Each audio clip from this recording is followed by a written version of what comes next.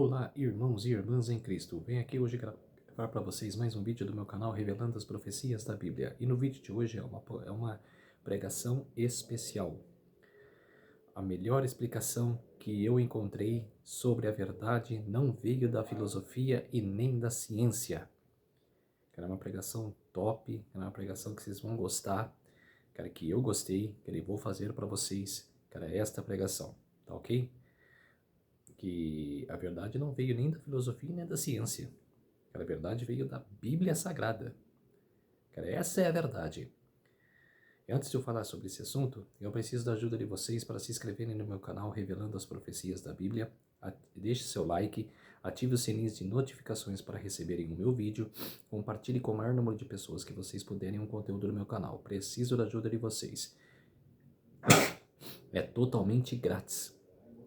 Não custará nada para vocês, tá ok? Vamos orar para fortalecer cada vez mais a nossa fé. Querido Deus e Pai, muito obrigado por por mais um dia de pregação, Senhor. Quero que eu possa pregar a Tua palavra. Quero que eu possa cada vez mais estar lançando a verdade para todos os povos, nações e línguas. Por isso, meu Deus, venho aqui hoje falar sobre este assunto, que a verdade não veio nem da filosofia nem da ciência. A verdade veio da Bíblia Sagrada, da Tua palavra, meu Deus. Por isso, fique comigo nesses minutos e segundos que eu estarei junto contigo, meu Pai, que o Senhor estará junto comigo. Faça-me de mim o seu servo, para que todas as pessoas possam entender essa pregação. Tudo isso agradeço e peço em nome do meu Salvador, Jesus Cristo. Amém. Então, povo de Deus, vamos lá. Vamos falar primeiro sobre religião e livro sagrado. Cara, tem muitas religiões aqui Tem muitas religiões aqui no Brasil e no mundo que se espalharam, cara, por várias regiões, por várias capitais. Então, eu vou falar sobre, primeiro, eu vou falar sobre religião e livro sagrado.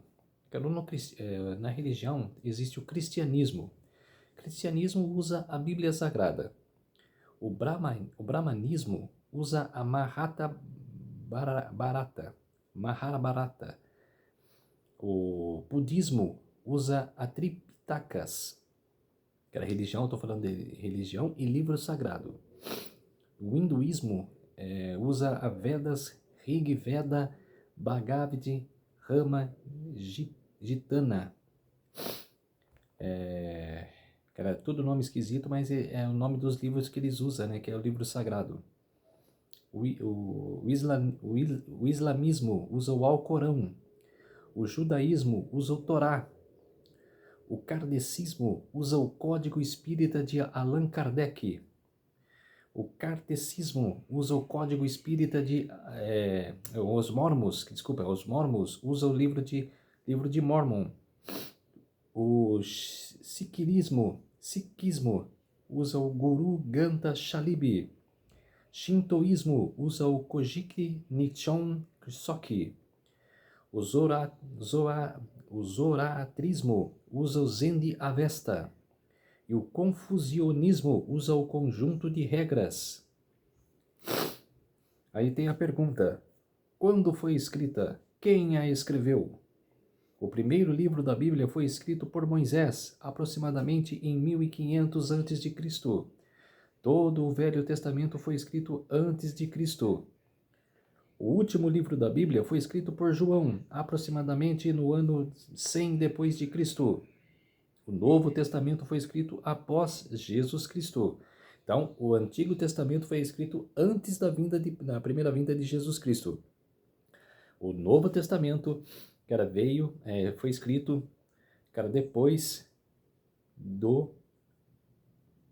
depois da primeira vinda de Cristo, que foi escrito por João, depois por apóstolo Paulo, que escreveu a maioria dos textos, dos livros do Novo Testamento foi Paulo. Então, quer dizer,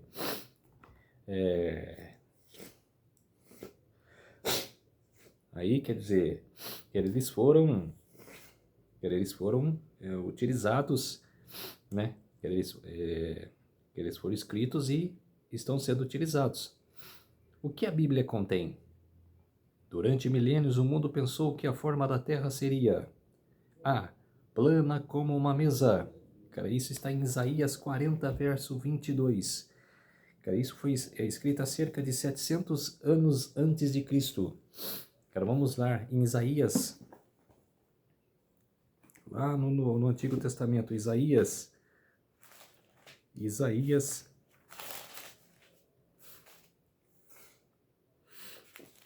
capítulo 40 e o verso 22.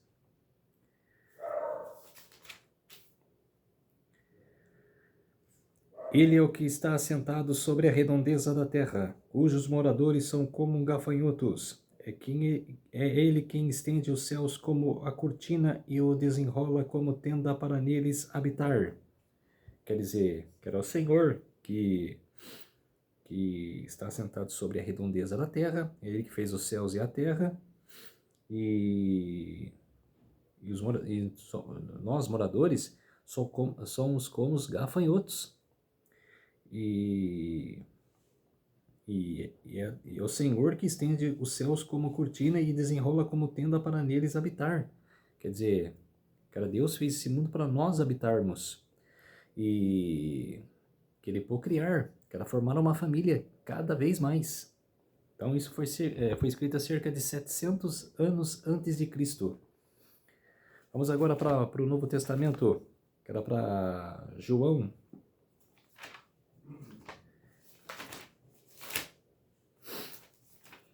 João 17, verso 17. João capítulo 17, o verso 17. Santifica-nos na verdade, a tua palavra é a verdade. Quer dizer, a palavra de Deus é a verdade. Não tem outro meio. Vamos agora no Evangelho de Mateus. Evangelho de Mateus, capítulo 22. Capítulo 22 e o verso 29. Mateus capítulo 22, verso 29. Respondeu-lhe Jesus: errais não conhecendo as Escrituras, nem o poder de Deus. Quer dizer, cara, aqueles que não conhecem as Escrituras, cara, não conhecem o poder de Deus. Cara, não conhecem sobre Deus, nada sobre Deus. Vamos para 1 Pedro.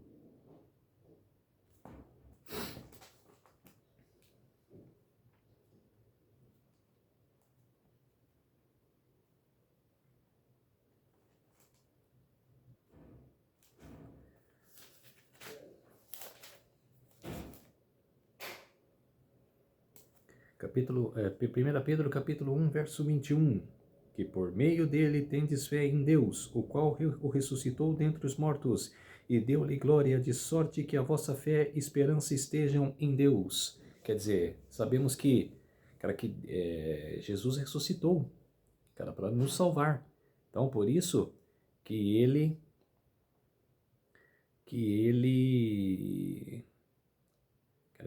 a gente tem que crer em Deus. Vem a pergunta: como a Bíblia foi transmitida ao homem? O que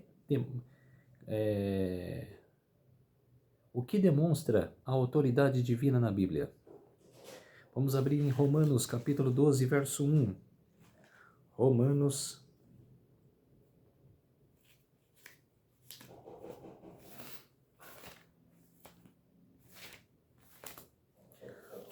capítulo 12 e o verso 1. Rogo-vos, pois, irmãos, pelas misericórdias de Deus, que apresenteis o vosso corpo por sacrifício vivo, santo e agradável a Deus, que é o vosso culto racional. Quer dizer, que a gente deve cultuar a Deus, quero fazer culto somente para Deus. Vamos abrir agora em Isaías, lá no Velho Testamento, Isaías, capítulo 41, verso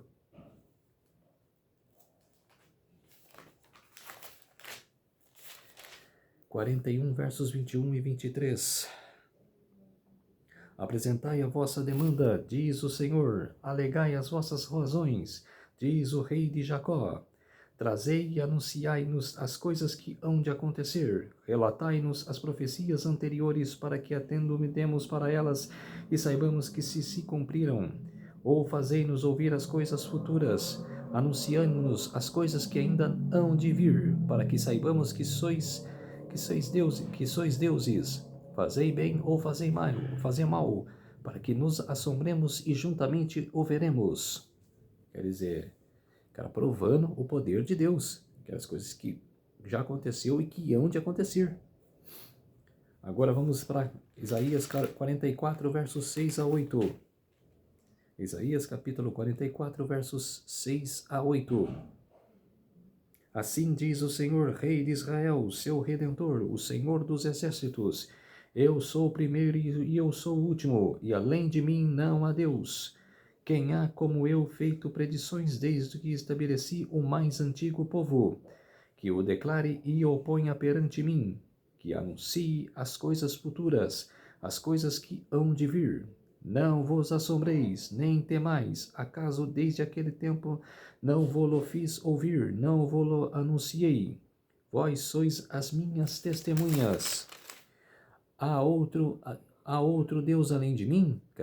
Deus pergunta. Há outro Deus além de mim? Não, não há outra rocha que eu conheça. Quer dizer, ele pergunta e ele mesmo responde. Porque não há outro Deus, somente ele. Vamos agora para 44, Isaías 44, os versos... Não, 46, né? Desculpa. 46, versos 9 a 10.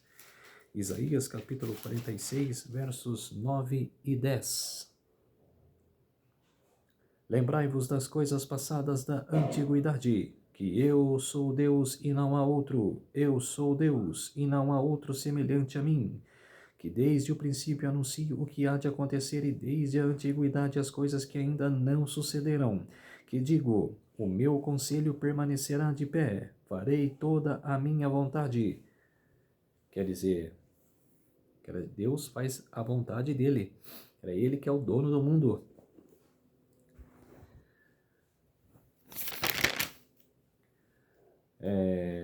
Falei do ar, né? Do ar, que a forma da Terra é plana como uma mesa, né? Agora vou para o B, que era sustentada por colunas, por elefantes, por tartarugas ou por atlas, figura mitológica grega. Agora, quero isso dizer a ciência. Quer dizer, isso daqui foi por cientistas, né, que escreveram isso, né, que as colunas eram sustentadas por elefantes, mas não, isso desde a Bíblia Sagrada já, Deus falou, eu sustento a terra. Na ciência, campo gravitacional com a corrida espacial, isso foi escrito em 1950 a 1960.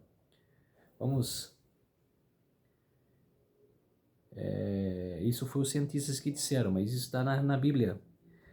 Vamos para Jó, o livro de Jó. Jó, capítulo 26.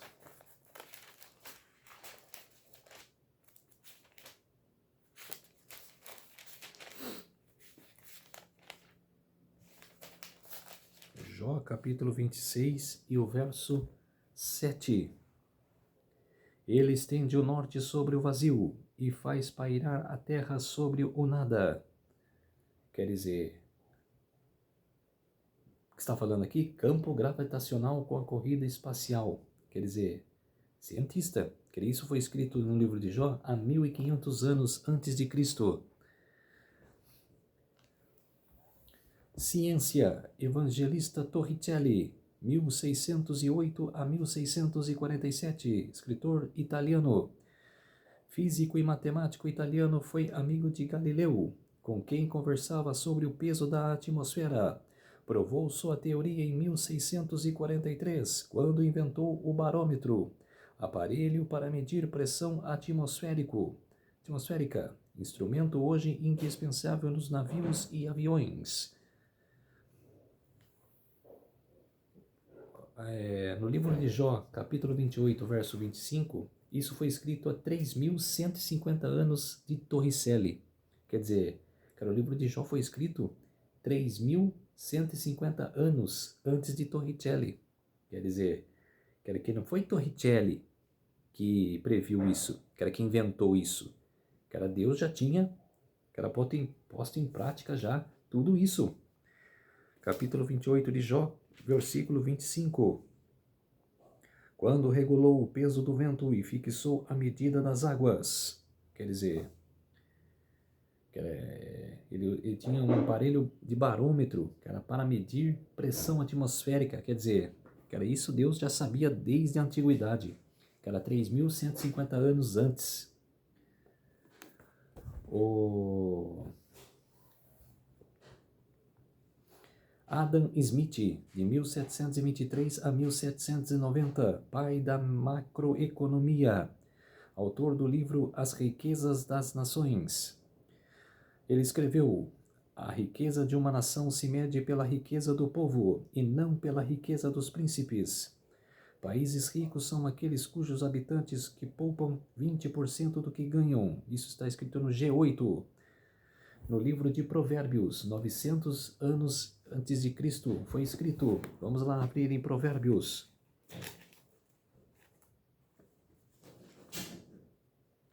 Provérbios, capítulo 6, os versos 6 a 11.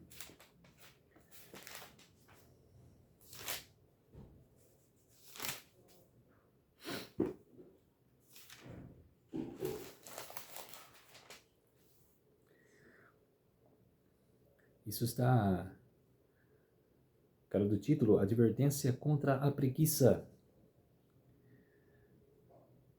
Vamos lá, em Provérbios, capítulo 6, versos 6 a 11. Vai ter com a formiga, ó preguiçoso, considera os seus caminhos e se sábio. Não tendo ela chefe, nem oficial, nem comandante. No estio prepara seu pão, na cega ajunta o seu mantimento. Ó preguiçoso, até quando ficarás deitado? Quando te levantarás do teu sono? Um pouco para dormir, um pouco para tosquenejar, um pouco para encruzar os braços em repouso. Assim sobrevirá a tua pobreza como um ladrão e a tua necessidade como um homem armado. Quer dizer que você não precisa, ficar, assim, na manha, ganhando riquezas. Vamos botar a mão na massa, trabalhar. Isso foi escrito 900 anos antes de Cristo. Quer dizer, bem antes, de Adam Smith, que viveu no século XVIII. Em Gênesis, capítulo 41, verso 34, também está escrito isso, que foram 100% divididos de 20%. Vamos para Gênesis, capítulo 41.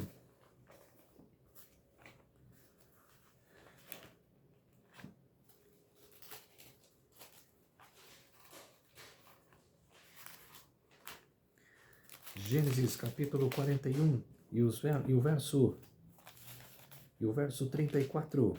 Gênesis 41, verso 34.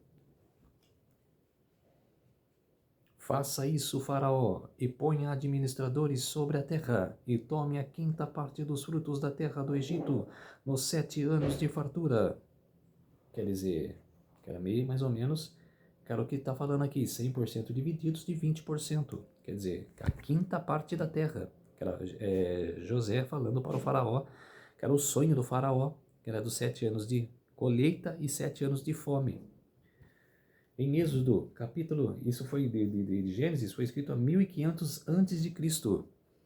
Em Êxodo, capítulo 38, versos 21 a 31, também foi escrito a 1500 anos antes de Cristo. Contabilidade de custos. Vamos lá abrir em Êxodo. Êxodo, capítulo 38.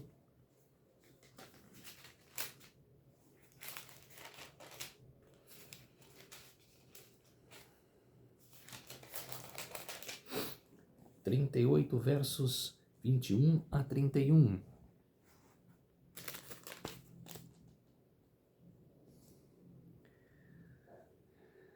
Havia uma maçaneta sobre...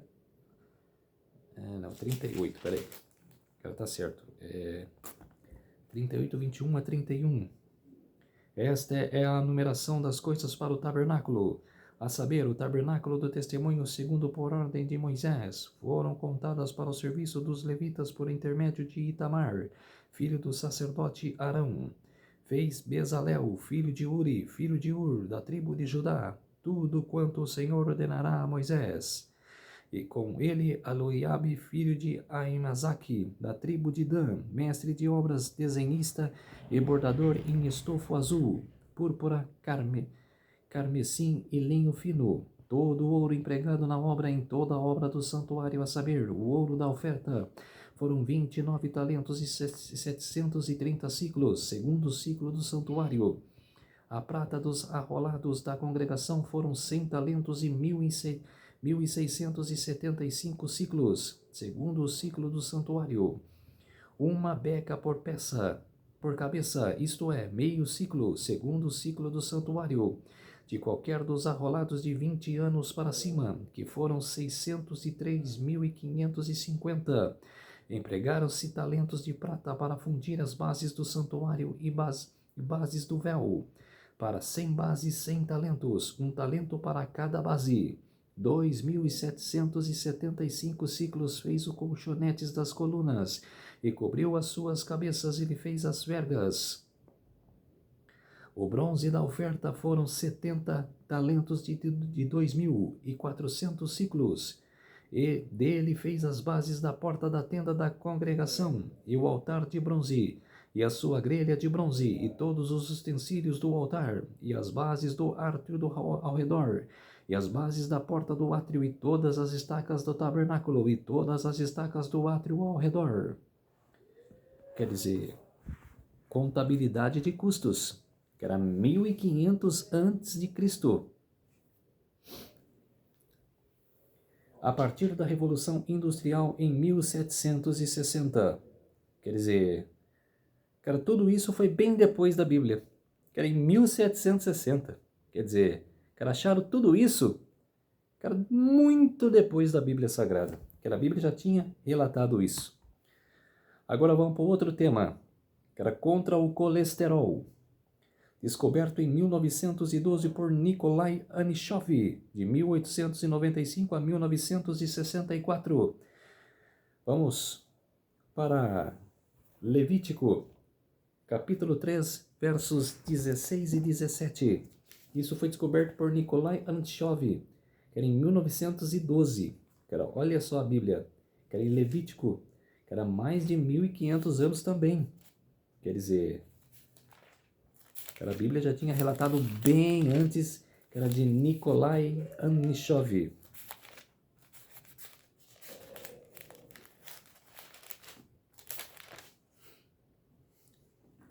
Capítulo 3, versos 16 e 17. E o sacerdote queimará tudo isso sobre o altar. É manjar da oferta queimada, da aroma agradável. Toda a gordura será do Senhor. Estatuto perpétuo será durante as vossas gerações, com todas as vossas moradas. Gordura nenhuma, nem sangue jamais comereis. Quer dizer, cara, não é para comer gordura e nem sangue, coisas com sangue. Eu mesmo, cara, nunca gostei de gordura. Cara, tem pessoas que se afundam na gordura. Cara, com um churrasco mesmo, cara, pega aqueles pedaços de carne com gordura, cara, ou só a gordura, cara, e elas, cara, se deliciam com a gordura. Cara, aquele ali é um veneno, cara, ali é um perigo para a vida humana que vocês nem imaginam. Cara, então, quer dizer, a Bíblia já está alertando, não comer as gorduras, querem nem coisas com sangue. O escritor Louis Pasteur, de 1822 a 1895, ele escreveu que ele inventou da vacina mulheres, que inventou da vacina, né? Que era que mulheres grávidas, cara, tinham uma mortalidade muito grande. Era porque os médicos lavavam a mão, cara, num reservatório, cara, daí ia cuidar da paciente, cara, beleza. Cara, aí o outro médico vinha, cara, ia cuidar da mesma paciente, cara, quando o outro médico não podia. Cara, ia lá. Não, minto. Ele ia cuidar de outra paciente. Ele lavava a mão no mesmo reservatório. Que o outro médico também tinha lavado. Então, quer dizer, vinha outro lavava, vinha outro lavava. E não diminuíam a mortalidade. Aquelas doenças, não diminuía. E o que Luiz Pasteur fez? Não, isso está errado. Tem que ter um reservatório para cada médico. Cada médico tem que lavar a mão no reservatório dele. Ou em água corrente. Lava, que desce a água. Some aquela sujeira. Que um reservatório era de água parada. Eles lavavam a mão ali e ficava sujeira. Então, quer dizer, fizeram isso. Aí, diminuiu um pouco a mortalidade. Diminuiu um pouco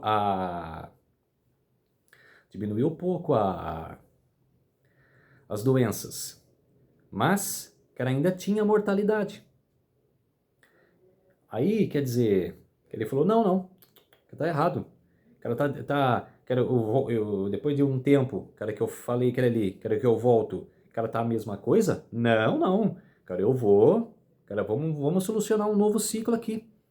E daí ele arrumou a torneira, que desce, no ralo, ele vai embora toda a sujeira.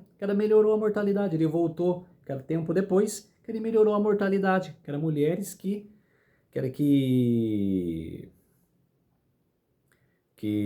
não teve mais doença. Por quê? Porque solucionou o problema. No Levítico 25, dá uma olhada aqui no Levítico 25, tá falando aqui, sobre reforma agrária. Fala também de manual de macroeconomia. Fala de leis civis, leis penais. Quer dizer, fala de tudo. E nisso, da mortalidade aqui, ele está em Levítico capítulo 15, eu acabei pulando, mas eu vou falar para vocês. Levítico capítulo 15, o verso 13. Quando, pois, o que tem fluxo dele estiver limpo, contar-se-ão 7 dias para a sua purificação. Lavará as suas vestes, banhará o corpo em águas correntes e será limpo. Quer dizer, tem que lavar. Tem que se lavar. Em águas correntes, não em água parada. Águas correntes. Agora, outro tema. Por que o mar não se enche? Isso está... Olha o que os cientistas falaram. Porque a evaporação forma nuvens. Os ventos empurram as nuvens para a cabeceira dos rios e abastecem os rios em forma de chuva. Equilíbrio, ecossistema. Mas isso estava escrito já em Eclesiastes, capítulo 1, versos 5 e 7, há mais também de 1500 anos. Eclesiastes.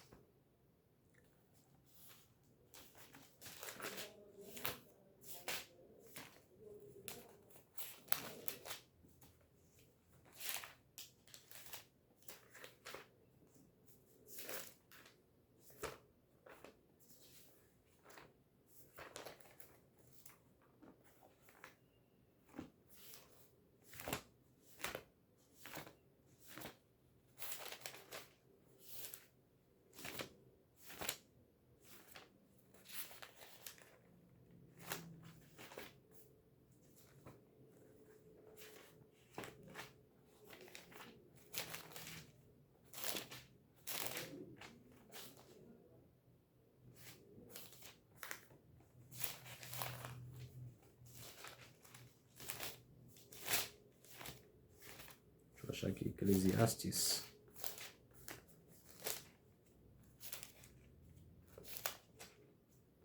Eclesiastes capítulo 1 e o versos 1, capítulo 1, versos 5 e 7.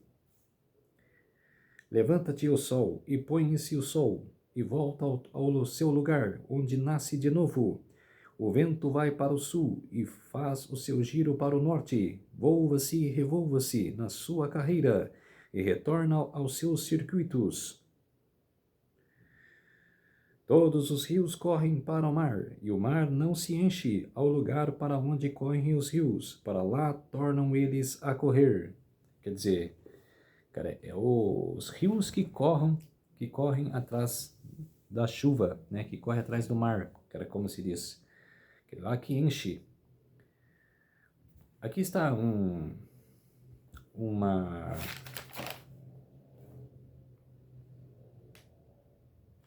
aqui está um mapa, né, cara, de ciclo da água. Cara, armazenamento de água no gelo. Eu vou por etapas aqui, cara, que são muitas aqui, então eu vou por etapas. Cara, vamos abrir em Jó, capítulo 37, que fala do armazenamento de água no gelo. Capítulo 37, versos 9 a 10. De suas recâmaras sai o pé de vento, e dos ventos do norte o frio. Pelo sopro de Deus se dá a geada, e as largas águas se congelam. Quer dizer, que era armazenamento de água no gelo, que ela já estava falando aqui, que era em Jó, capítulo 37, versos 9 a 10. E eu também vou falar do capítulo 38, verso 9. Quando eu lhe pus as nuvens por vestidura e a escuridão por fraldas. Quer dizer, fazendo a pergunta, né? Tem também a infiltração, que não tem coisa bíblico. Vamos na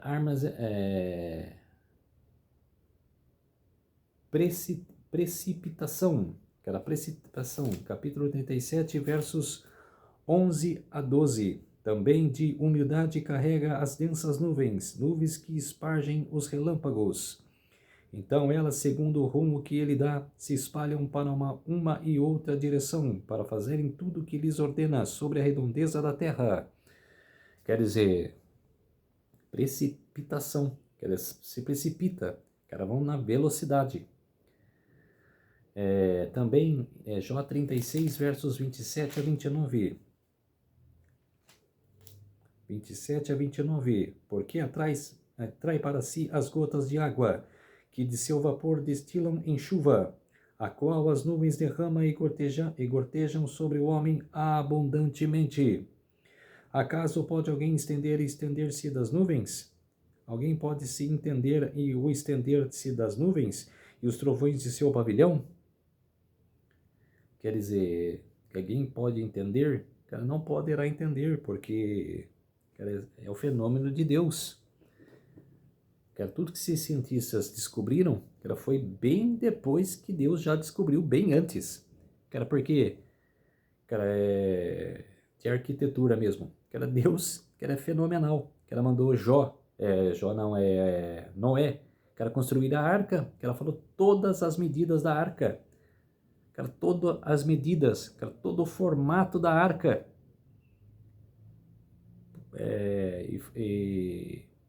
Cara, só falta falar que cientistas que descobriram. Cara, Deus é o arquiteto de nossas vidas. Evaporação.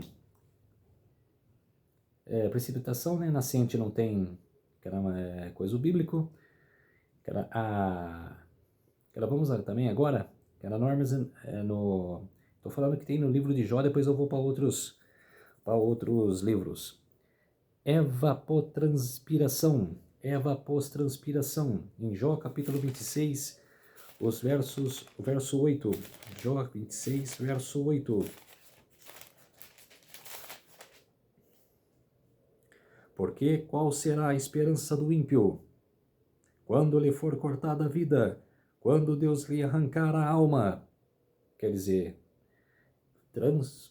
evapotranspiração, cara, uma transpiração, aquela que a gente respira, né, que a gente, cara, cheira as coisas, né, cara, todas as coisas desse mundo, cara, transpiração, a gente transpira, cara, então quer dizer, cara, falando do ímpio, né, que não é voltado a Deus.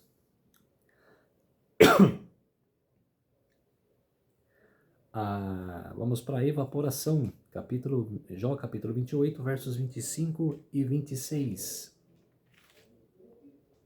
Quando regulou o peso do vento e fixou a medida das águas, Quando determinou leis para a chuva e caminho para o relâmpago relâmpago dos trovões. Quer dizer, que é dono de tudo. A descarga do aquífero também não tem passagem bíblica. Vamos para escoamento superficial proveniente do gelo. Jó capítulo 37 e os versos 5 e 6. Escoamento superficial proveniente do gelo. Com a sua voz troveja Deus maravilhosamente, faz grandes coisas que nós não compreendemos, porque ele diz à neve, cai sobre a terra, e a chuva o aguaceiro, sede fortes. Quer dizer, que, cara, bem antes dos cientistas, que ele é da filosofia. Ecoamento superficial. Ecoamento superficial, capítulo 38, versos 25 e 27. Quem abriu regos para o aguaceiro, o caminho para o relâmpago dos trovões, para que se faça chover sobre a terra, onde não há ninguém, no ermo em que não há gente, para descedentar a terra deserta e assolada, e para fazeres crescer os renovos da erva. Quer dizer, que era maravilhosamente a palavra de Deus. Tudo relatado aqui na Bíblia. Armazenamento das águas dos oceanos. Jó 38, versos 8 a 10 e 11. Quando eu lhe tracei, ou quem encerrou o mar com portas, e quando irrompeu da madre, quando eu lhe pus as nuvens por vestidura, e a escuridão por fraldas, quando eu lhes tracei limites e lhe pus ferrolhos e portas, e disse, até aqui virás e não mais adiante, e que aqui se quebrará o orgulho das tuas ondas. Quer dizer, ecoamento superficial. E no armazenamento de águas nos oceanos, já falei isso aqui, né? Que era armazenamento da água nos oceanos, que era do superficial, já falei, que é nos oceanos, o último. Agora vamos para armazenamento de água na atmosfera, Eclesiastes. Eclesiastes, capítulo 1 e os versos 5 a 7. Eclesiastes, capítulo 1, versos 5 a 7. Levanta-se o sol, e põe-se o sol, e volta ao seu lugar onde nasce de novo. O vento vai para o sul e faz o seu giro para o norte. Volva-se e revolva-se na sua carreira, e retorna aos seus circuitos. Todos os rios correm para o mar, e o mar não se enche ao lugar para onde correm os rios. Para lá tornam eles a correr. Todas as coisas são canseiras tais, que ninguém após pode se exprimir. Os olhos não se fartam de ver, nem se enchem os ouvidos de ouvir. Quer dizer, eu li o versículo 8, também já tinha lido, quer dizer, do 1, 5 a 7, né? Acabei para complementar, eu fiz o 8.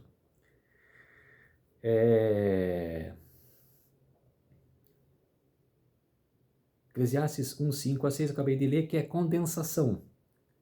Eclesiastes 1, 7, que é armazenamento de água doce. E vamos para Gênesis, armazenamento de água subterrânea. Gênesis, capítulo 21 e o verso 19. Gênesis, capítulo 21, verso 19.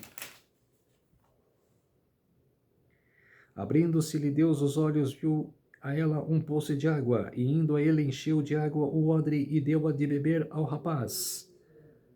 Quer dizer, ela já estava relatado na Bíblia já 1500 anos antes de Cristo. Em Isaías, capítulo 24, e os versos 4 a 5, escrito entre 740 e 720 a.C. Seca que engole nascente do São Francisco deixa a comunidade de ribeirinhas em alerta. Vamos ver que que Isaías escreveu no capítulo 24, versos 4 a 5. A terra pranteia e se murcha, o mundo enfraquece e se murcha. Elanguecem os mais altos do povo da terra. Na verdade, a terra está contaminada por causa dos seus moradores, porquanto transgrides as leis, violam os estatutos e quebram a aliança eterna. Quer dizer, estava escrito já que os rios secarem porque o ser humano não tem jeito, quebra os estatutos. Seca que engole nascente do São Francisco deixa a comunidade de Ribeirinhas em alerta. Pela primeira vez na história, principal fonte do maior rio integralmente brasileiro para de correr. Comitê de Bacia já fala em racionamento e cidades ribeirinhas também temem ficar sem água.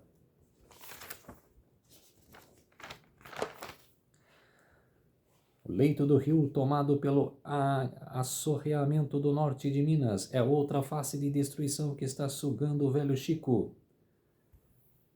Em João capítulo 14, e o verso 29 lá no Novo Testamento. João capítulo 14, o Evangelho de João, capítulo 14, verso 29.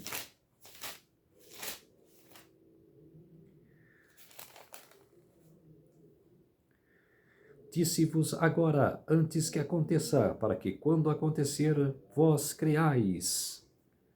Quer dizer, cara, antes que aconteça todas as coisas, crê, cara, no que Deus está falando. Lá na Austrália, cangurus tomam as ruas da capital da Austrália por escassez de alimentos. Isso aconteceu há 2, 3 anos atrás, mas eu estou relatando isso para você, cara, para você ver que as coisas acontecem mesmo, que já está tudo relatado na Bíblia. Diversos cangurus invadiram as ruas da capital australiana, Canberra, por conta da escassez de alimentos. As informações são da CNN, segundo Daniel Iglesias, diretor do Serviço de Conservação. O número de cangurus aumentou consideravelmente neste inverno. Apesar da cidade ter mais de 30 reservas naturais e ser possível encontrar centenas deles pelas ruas. O motivo, segundo ele, é a falta de chuva e, como consequência, pouca oferta de alimento para os animais. Quer dizer, muito sério, né? No jornal Zero Hora, imagem de 20 de maio de 2020. Mais 2 metros abaixo do nível normal, o rio Uruguai ganhou lagoas naturais entre Uruguaiana e Passo de Los Libres. A escassez de chuva prejudica a região, mas divertiu famílias que aproveitaram o fim de semana para passear e jogar futebol na beira do rio. O que foi relatado no mundo? Astronomia, contabilidade de custos, finanças pessoais, orçamento, poupança e investimento, ecologia, medicina preventiva, microbiologia, pedagogia, física e macroeconomia. Quer dizer, tudo isso estava já, há 1.500 anos, 3.150 anos relatado na Bíblia. Quer dizer, não foi nem a ciência e nem foi a filosofia. O que eu apresentei para vocês aqui hoje é que a Bíblia já tinha relatado tudo isso. Então, não fiquem atrás de cientistas e nem de filósofos. Corre atrás, de uma Bíblia Sagrada. Que tudo o que os cientistas e os filósofos ensinam está na Bíblia Sagrada. Eles não usam a Bíblia para ensinar. São invenções. Mas, você tem que correr para aqui, ó, Bíblia Sagrada. É aqui que você tem que depositar a sua fé, a sua esperança para a segunda volta de Jesus. Vamos orar para fortalecer cada vez mais a nossa fé? Querido Deus e Pai, muito obrigado por este dia do Senhor. Muito obrigado por este dia, Senhor, para que eu pude pregar mais uma vez a Tua palavra, para as pessoas, para para as pessoas de todas as línguas dessas nações, Senhor, para saber da verdade, era para falar para elas, apresentar a verdade para todas elas. Então, por isso, meu Deus, quero que as pessoas não ficar atrás de cientistas e filósofos, Senhor, ficar atrás e correr atrás, sim, de uma Bíblia Sagrada, que era para encontrar a verdade, atrás da Tua Palavra, meu Deus. Por isso, quero deixar esse alerta. E por isso agradeço e tudo isso agradeço, Senhor, em nome do meu Salvador, Jesus Cristo. Amém.